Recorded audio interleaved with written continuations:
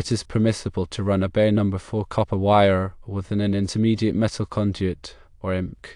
The primary concern when running different metals in contact with each other is galvanic corrosion, which occurs when two dissimilar metals are in the presence of an electrolyte, such as water, creating an electrical connection.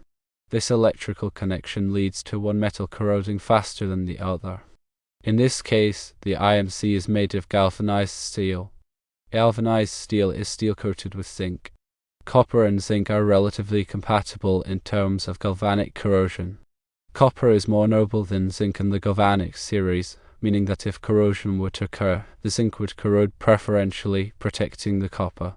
However, the rate of corrosion is generally slow enough that it is not a significant concern in most electrical installations, especially when the connection is dry and well maintained. The zinc coating on the IMC pipe serves as a sacrificial layer, protecting the steel underneath from corrosion. Because copper is relatively compatible with zinc, there is minimal risk of galvanic corrosion when running a bare copper wire inside an IMC conduit. However, it is important to ensure the wiring is properly installed and maintained. The number 4 wire should be adequately supported within the IMC conduit to prevent movement and potential damage to the wire's insulation if the wire were insulated, or to the conductor itself in the case of bare wire. Firstly, you need to ensure that the IMC conduit is properly grounded. This is typically achieved by connecting the conduit to a grounding electrode system. Secondly, use appropriate fittings and connectors that are listed for use with IMC conduit. These fittings should be made of materials compatible with both the IMC conduit and the copper wire. Thirdly, the number 4 wire should be properly supported within the conduit to prevent it from moving around and potentially causing damage. Cable ties or other approved methods can be used for this purpose. Fourthly, inspect the installation periodically to ensure that there are no signs of corrosion or other damage. If any issues are found, they should be addressed promptly to prevent further problems. The National Electrical Code, or NEC, provides guidelines and requirements for electrical installations, including the use of different types of conduits and wiring methods. It is important to consult the NEC and any applicable local codes to ensure that the installation complies with all relevant regulations. The NEC addresses grounding and bonding requirements extensively in Article 250. This article outlines the proper methods for grounding electrical systems to ensure safety and minimize the risk of electrical shock. Specific sections within Article 250 cover grounding electrode systems, grounding conductors, and bonding requirements for metal enclosures and equipment. For example, NEC Section 250.104 addresses bonding of metal water piping systems. It requires that metal water piping systems that are likely to become energized be bonded to the grounding electrode system. This bonding ensures that the metal piping is at the same electrical potential as the grounding system, reducing the risk of electrical shock. Similarly, NEC Section 250.66 specifies the size of the grounding electrode conductor for grounding electrode systems. The size of the conductor depends on the size of the service entrance conductors. This section provides detailed requirements for selecting the appropriate grounding electrode conductor size to ensure effective grounding. The NEC also addresses the use of different types of conduits and wiring methods in Chapter 3. This chapter provides requirements for the installation of various types of conduits, including IMC. It also covers the use of different types of conductors and cables. For example, NEC Section 300.3b addresses the use of dissimilar metals in raceways and enclosures. It requires that where dissimilar metals are used, they must be identified for the purpose and installed in a manner that minimizes the risk of corrosion. This section provides guidance on selecting compatible materials and installation methods to prevent galvanic corrosion.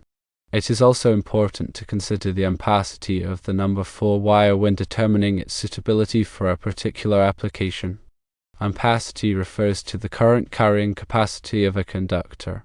The NEC provides tables that list the ampacity of different types of conductors based on their size, insulation type, and installation conditions.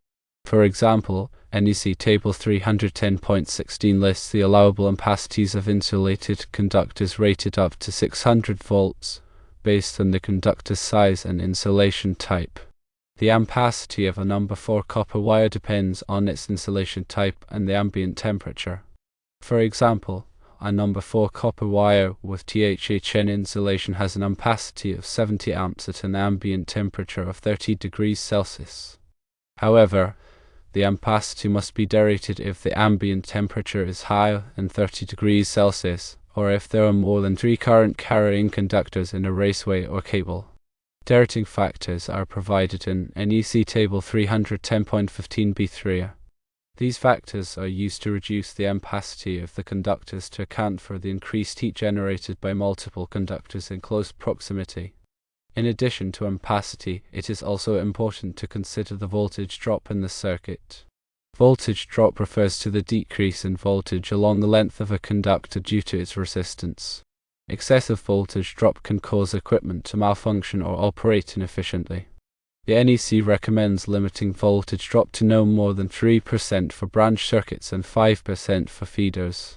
Voltage drop can be calculated using Ohm's law, which states that voltage drop is equal to the current multiplied by the resistance of the conductor.